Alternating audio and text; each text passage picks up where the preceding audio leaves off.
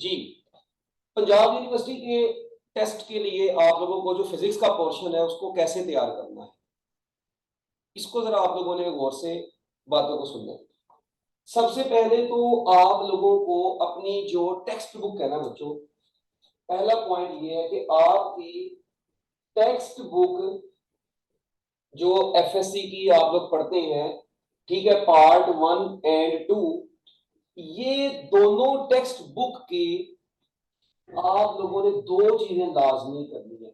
हर chapter के and पर ना समरी भी होती है। एक तो आपने हर चैप्टर की क्या पढ़नी है, समरी लाजमी पढ़नी है। हर चैप्टर की क्या पढ़नी है, समरी लाजमी करनी है।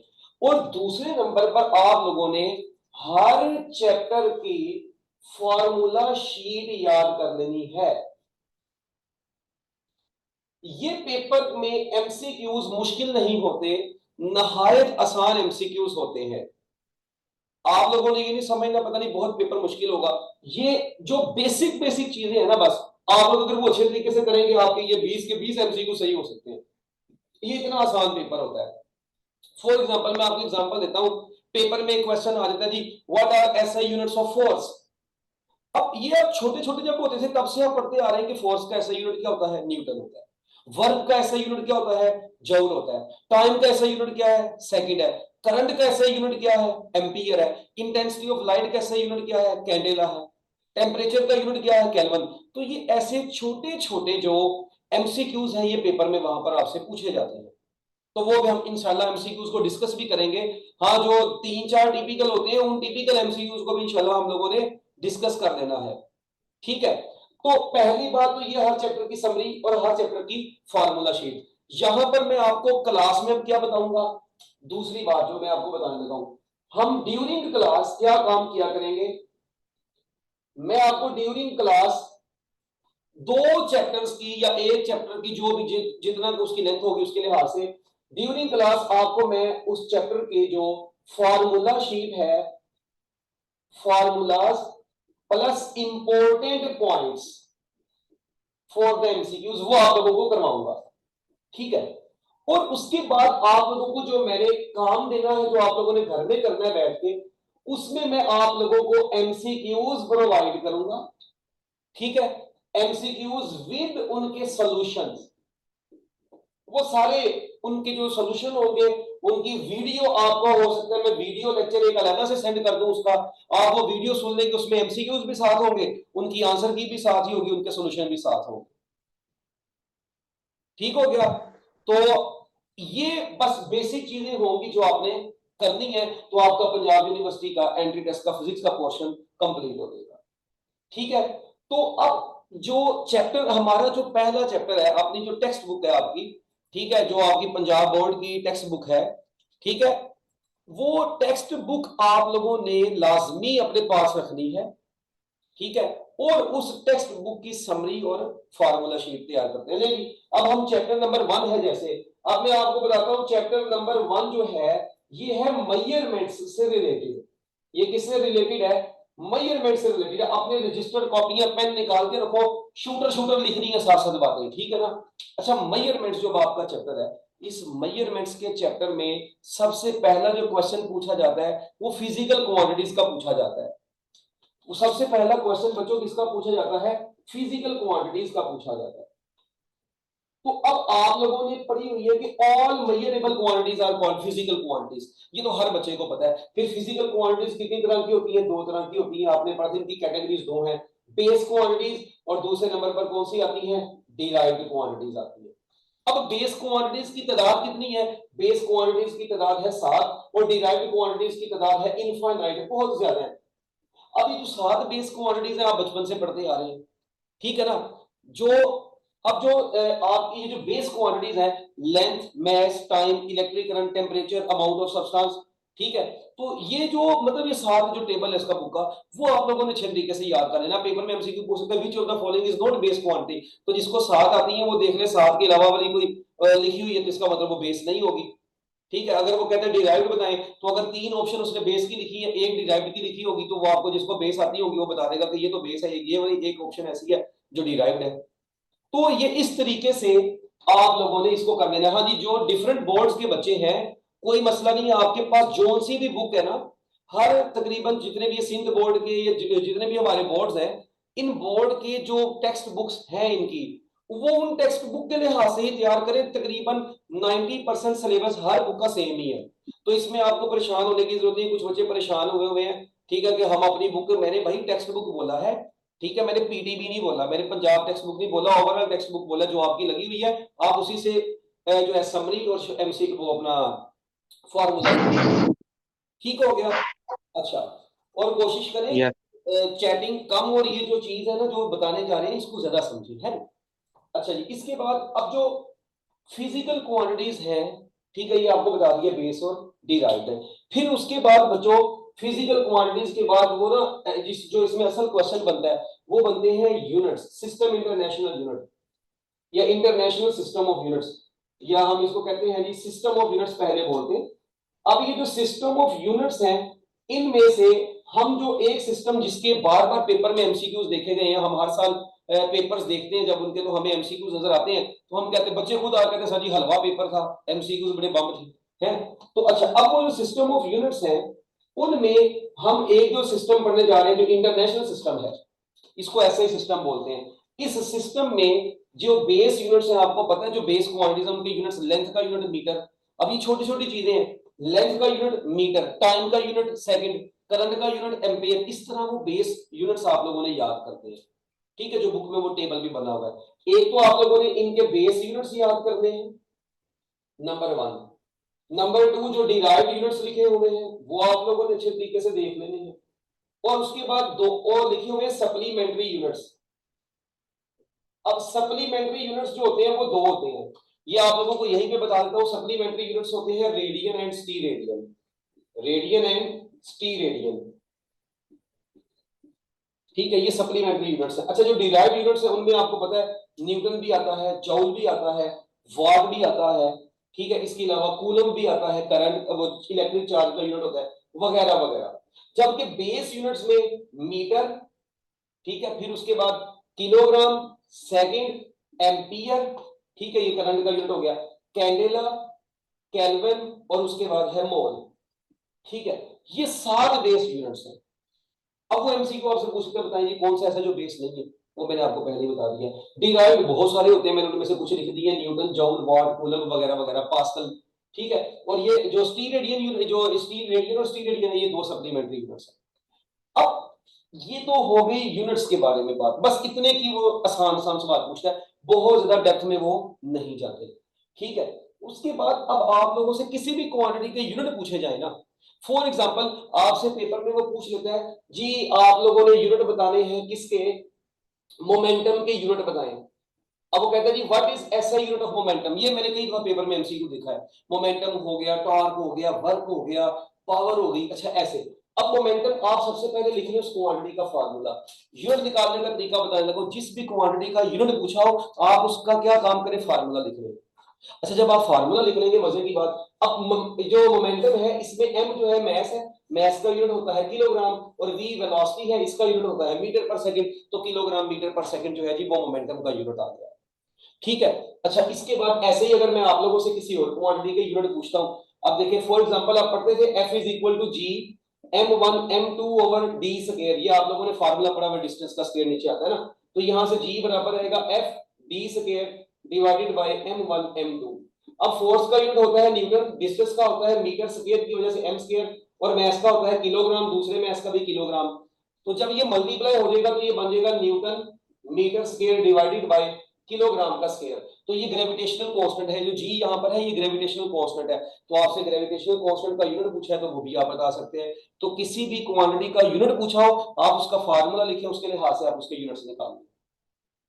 तो ये यूनिट्स से रिलेटेड, फिजिकल क्वांटिटी से रिलेटेड बात समझ में आ गई तो हैंड रेज करें ताकि मैं आगे चलूं, जल्दी जल्दी, शाबाश,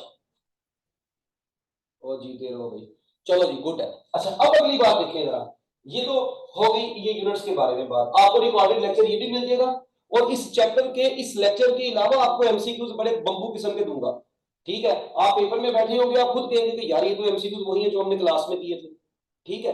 तो ये आपको फायदा होगा इन लेक्चर्स को लेने का। इसके बाद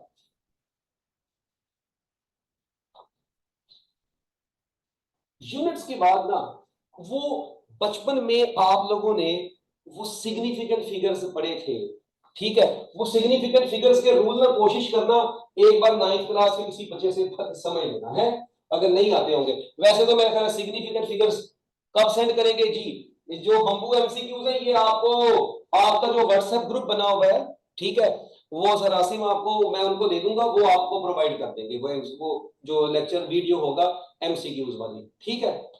अच्छा, या अगर मैं देखूंगा, अगर मैं ग्रुप में ऐड हुआ तो मैं भी आपको सेंड कर दूंगा। अच्छा जी, इसके बाद अब सिग्निफिकेंट फिगर्स, सिग्निफिकेंट फिगर्स में इसके जो रूल्स थे, अब मैं जल्दी जल्दी में बोलूंगा। पहला रूल था all non zero digits are significant, जितने भी नॉन जीरो डिजिट्स होते हैं वो क्या होते हैं, सिग्निफिकेंट होते हैं। फॉर एग्जांपल मैं कहता हूं 2 4 5 6 8 9 में कितने सिग्निफिकेंट फिगर्स हैं, आप देखिए ये सारे के सारे क्या है, नॉन जीरो है।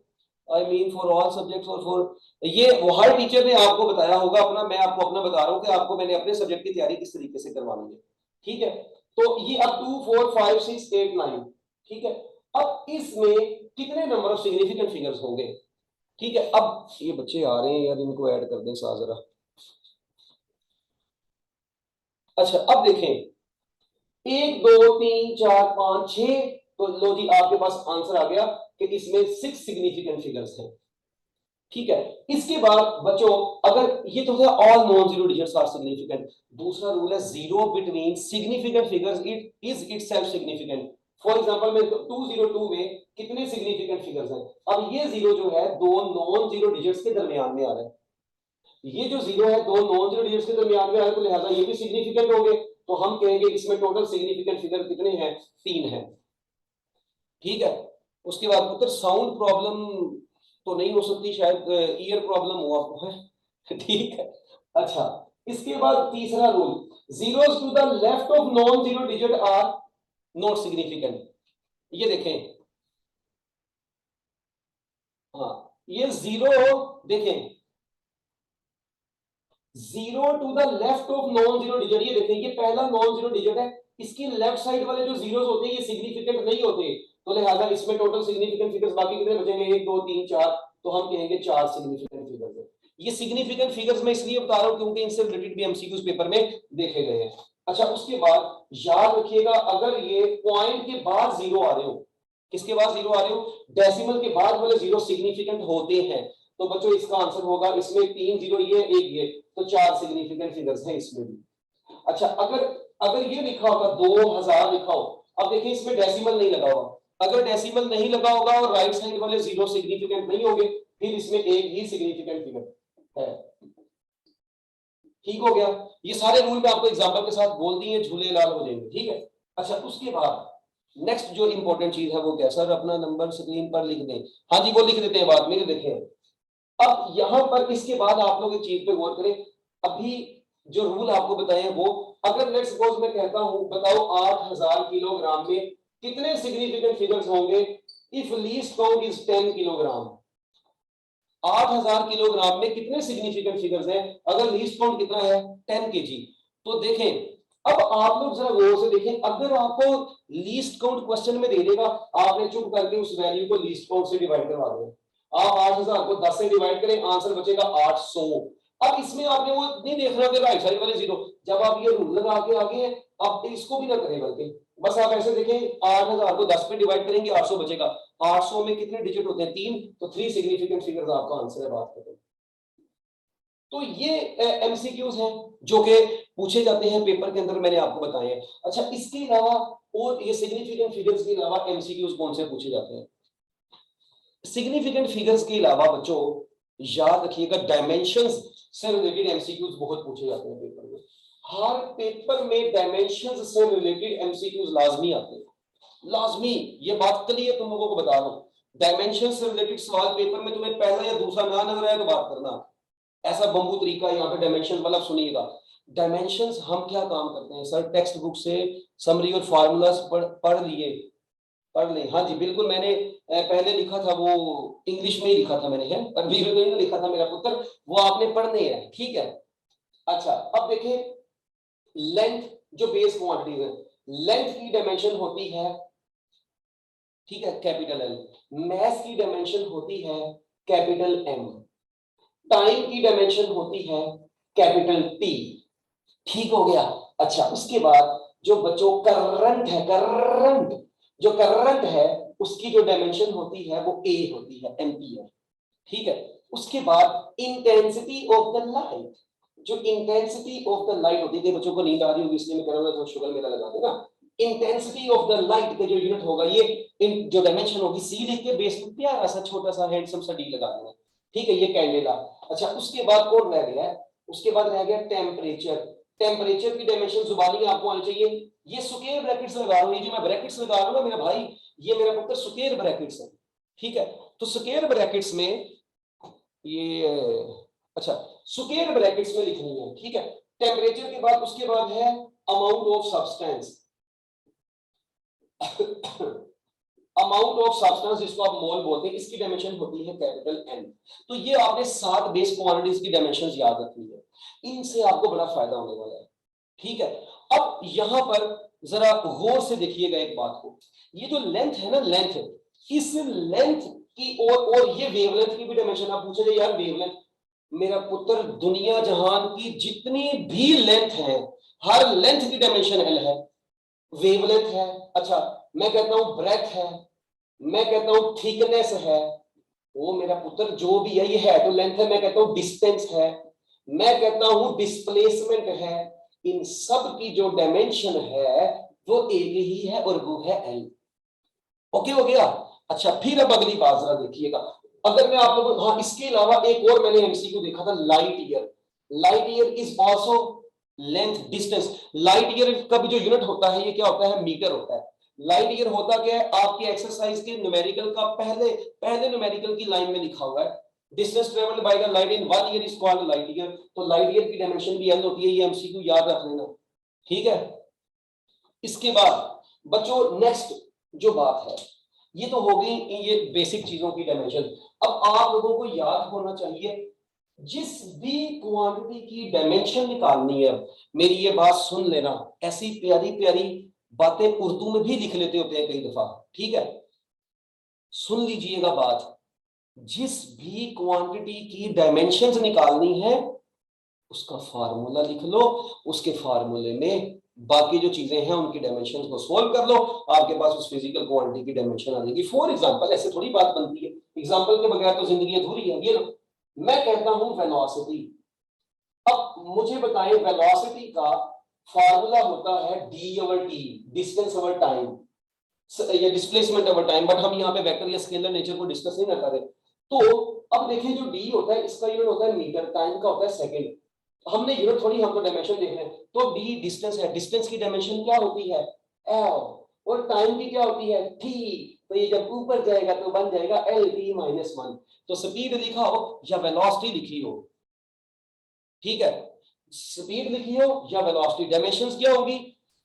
तो बोलो ना, एल टी माइनस 1 डायमेंशन है, एल टी माइनस 1। अच्छा, एक्सेलरेशन की अगर बात करें, वो कहता भाई एक्सेलरेशन की डायमेंशन, ये वो आपको बता रहा हूं जो बेसिक है, कोई डेप्थ में नहीं अभी जा रहा, हाँ बिल्कुल बेसिक जो पेपर में देखी गई एग्जैक्ट बात करूंगा। जो एक्सेलरेशन है, एक्सेलरेशन की डायमेंशन होती है वेलोसिटी की डायमेंशन डिवाइडेड बाय टाइम की। वेलोसिटी की है एल टी माइनस 1, टाइम की है टी। ये जब टी ऊपर जाएगा तो ये बन जाएगा L T minus 2, L T minus 2। So this is the dimension formula of acceleration. अब देखो एरिया, अब एरिया एरिया एरिया एरिया में कितनी लेंथ आती है? ओ भाई, ओ मेरे सोनो, एरिया में 2 लेंथ आती हैं, तो डायमेंशन हो जाएगी एल स्क्वायर, झूलेलाल। अच्छा, अगर मैं कहता हूं वॉल्यूम में कितनी, वॉल्यूम की डायमेंशन क्या होती है? तो मेरे प्यारे बच्चों, वॉल्यूम में 3 लेंथ आती हैं, तो वॉल्यूम की डायमेंशन हो जाएगी एल क्यूब। अच्छा, कई यहां पर ऐसे ड्रोने लोग होंगे, वो सोच रहे होंगे यहाँ पे भी v की डायमेंशन एल टी माइनस 1 लिखी, इधर लिख दी एल क्यूब। ओ मेरे बच्चों, ये वॉल्यूम है, ये वेलोसिटी है। अब बच्चे कहते हैं हमें कैसे पता चलेगा? अक्ल से पता चलेगा, क्वेश्चन की स्टेटमेंट से पता चलेगा, उसने क्वेश्चन में वेलोसिटी बोला या वॉल्यूम बोला है, इसके अलावा फिर भी समझ नहीं आता, इसका मतलब तुम्हारे पास अक्ल नहीं है। ठीक है, तो ये अक्ल से पता चलना है। चलो अब आ जाओ इधर, ठीक है। Okay nice. ले जी मेरा पुत्र, इसके बाद ये वेलोसिटी, एक्सेलरेशन, एरिया, वॉल्यूम, इसके बाद है हमारे पास फोर्स। आपको पता है ये जो फोर्स है ये फिजिक्स में वो चीज है जिसके पास डिग्री है एमए की। ये फोर्स एमए करके बैठी हुई है और एफ इसका फार्मूला होता है F is equal to M A. अब मैस का, अब देखें अगर मैंने फोर्स की डायमेंशन लिखनी है तो मैं मैस की डायमेंशन इनटू एक्सेलरेशन की डायमेंशन लिखूंगा। अब मैस की होती है m, एक्सेलरेशन की होती है lt-2, तो ये मिलकर बन जाएगा mlt-2। तो mlt-2, ठीक है जी, mlt-2 is dimensional formula of force. Yes, dimensions and units are very important topics for Punjab university test. ये लाइन में लिख लेना, मैं तुम्हें बता रहा हूं, ठीक है। अच्छा, इसके बाद वर्क की बात कर लेते हैं। और मेरा पुत्र अभी तो मैं डेप्थ पे गया ही नहीं हूँ। ये डायमेंशंस के लेक्चर अगर मैं देने पे बैठूंगा मैं 3 घंटे से 4 घंटे तक तुम्हें लेक्चर देता रहूंगा इन डायमेंशंस के टॉपिक के ऊपर, ठीक है। हाँ आ जाओ, वापस आ जाओ वापस। W is equal to force into displacement.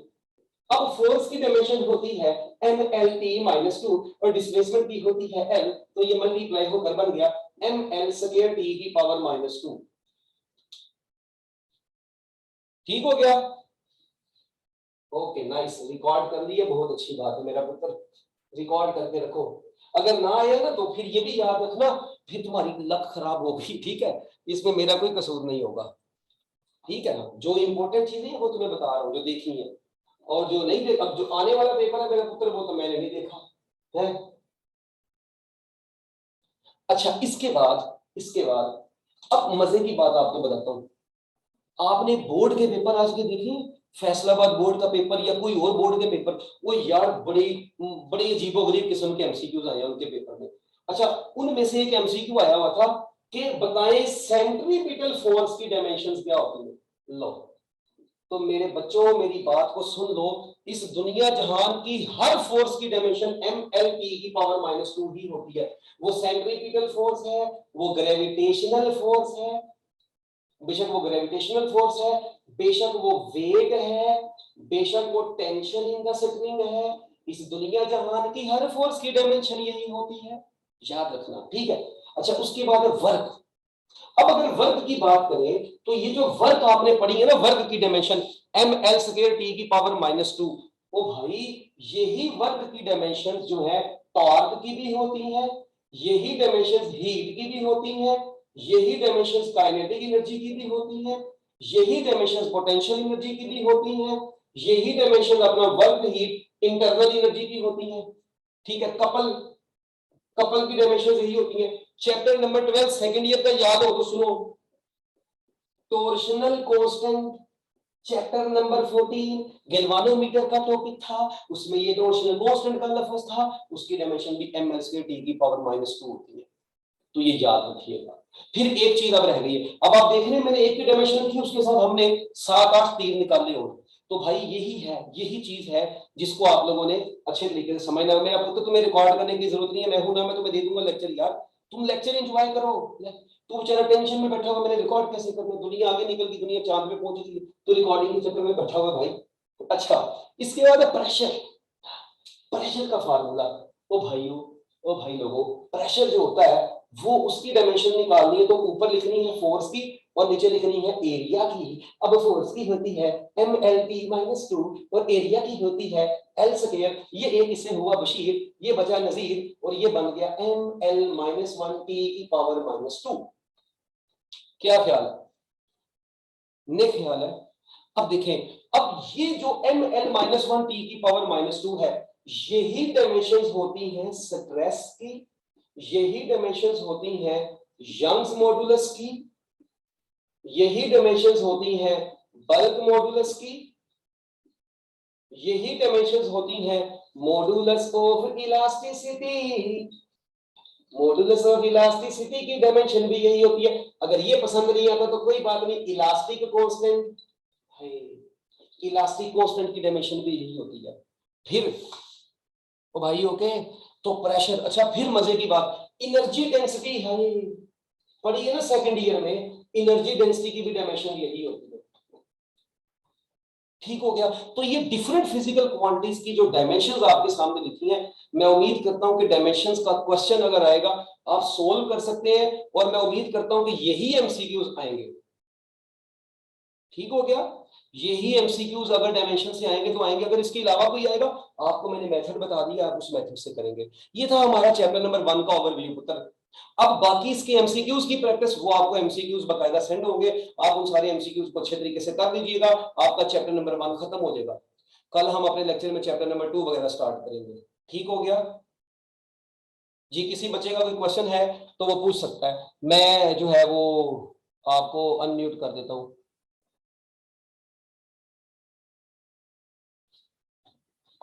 कोई भी क्वेश्चन किसी बच्चे ने पूछना है तो नंबर लेके क्या करोगे यार तुम। हाँ कोई क्वेश्चन अगर आपने घर में बैठे हैं, चलो कोई क्वेश्चन आप लोगों ने पूछना है तो पूछ लेना, वैसे तो वो व्हाट्सएप के ग्रुप में भी ऐड हो जाएंगे।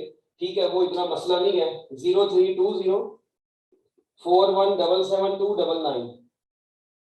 ठीक है, ये नंबर है, अगर आपने कोई क्वेश्चन पूछना हो आप पूछ सकते हैं, कोई मसले वाली बात नहीं है। ठीक है, नाम है मेरा सर EMUM। ठीक है, ये अपनी शॉर्ट फॉर्म है, इंजीनियर मोहम्मद उस्मान मुगल। ठीक है मेरा पुत्र, वोल्टेज और करंट में क्या डिफरेंस है, चलो आओ तुम्हें आज मैं समझाता हूं, तुम दोबारा कभी किसी से पूछोगे नहीं दोबारा ये क्वेश्चन। देखो मेरी बात सुनो, सपोज करो तुम्हें एक दीवार के साथ, छत के साथ टांग दिया गया है, ये छत है और मेरा पुत्र ये रस्सी है, और तुम्हें रस्सी के साथ ऐसे लटका दिया गया है, और तुम्हारे 14 तबक रोशन हुए हुए हैं। ठीक है सर, आपने जो बताया है, जो एमसीक्यू दूसरे करने हैं सारे एमसीक्यू चैप्टर नंबर 1 के, हाँ जी सारे हो जाएंगे उस्ताद जी, बम हो जाएगा, सब हो जाएगा, टेंशन ही मेरी। ये अब भाई तुझे लटका दिया भाई, ये वोल्टेज और करंट वाले सुनना। ठीक है, वो आपको बता देंगे ग्रुप में कि लेक्चर कितने बजे स्टार्ट होगा। अच्छा, अब तुम भाई लटके हो गए हो, तुम्हारी, अब देखो तुम्हारी ख्वाहिश, मतलब तुम ऐसे लटके हो गए हो, अब तुम इधर से इधर हिल नहीं रहे, ना तुम अब इधर जा रहे हो ना तुम इधर जा रहे हो। अच्छा, अगर एक तुम्हारा दोस्त है, वो रख के तुम्हें यहां से ठुड्डा लगाएगा, क्या लगाएगा, ठुड्डा। ये क्या लगाया इसने भाई, ठुड्डा। ठुड्डा बोले तो फोर्स। हाँ, ठुड्डे को बोलते हैं फोर्स, प्यार से। ठीक है, अब मगर हम वो फोर्स की बात नहीं यहाँ पे कर रहे। देखो जब ये इस बच्चा, ये आगे कोई दोस्त आपको, इस बच्चे को क्या करेगा, एक फोर्स लगाएगा, आगे को पुश करेगा। क्या करेगा, पुश करेगा। तो उसकी वजह से ये बच्चा यहां से क्या कर देगा, आगे को मूव कर देगा, बिल्कुल कर देगा आगे को मूव। तो सुनो, सुनो, जिसने इसको पुश किया दैट इज वोल्टेज, और ये बंदा अपने आप को रोक रहा है, इस बंदे की एक रुकावट है, ये आपकी फोर्स को अपोज करेगा, दिस बंदा इज रेजिस्टेंस, और आपके इस पुश की वजह से ये आगे को मूव किया, दैट इज करंट। तो मेरा पुत्र, वोल्टेज और करंट में फर्क ये होता है, वोल्टेज जो होता है वो चार्जेस को पुश करता है, और जब वो चार्ज सर्किट में दौड़ता है तो करंट आता है। तो करंट जो है वो फ्लो ऑफ द चार्जेस है, और जो वोल्टेज है वो push to move the charges, यानी वो चार्जेस को पुश करता है। इसके अलावा अगर तुम्हें मजीद डिस्कशन करनी है तो मेरा पुत्र फिर राब्ता कर देना मेरे से, मैं तुम्हें डिटेल में बता दूंगा, तुम्हें आधा इंजीनियर बना दूंगा। ठीक है जी, इसके अलावा कोई क्वेश्चन।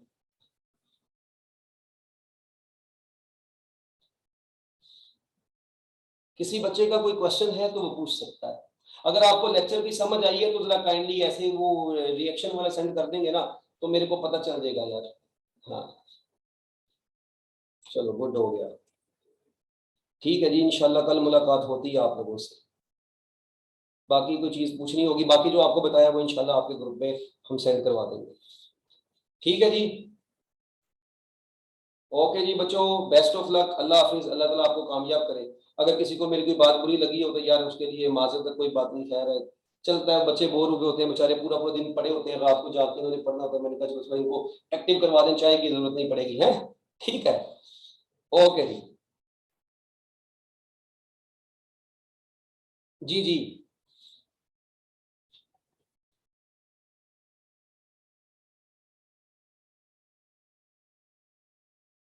भाई 1 मिनट रोक लिए तुम्हें, स्क्रीन शॉट लेना, अच्छा चलो। हाँ जी भाई, मिल जाएगा तुमको, सब मिलेगा, मिल जाएगा रिकॉर्डिंग।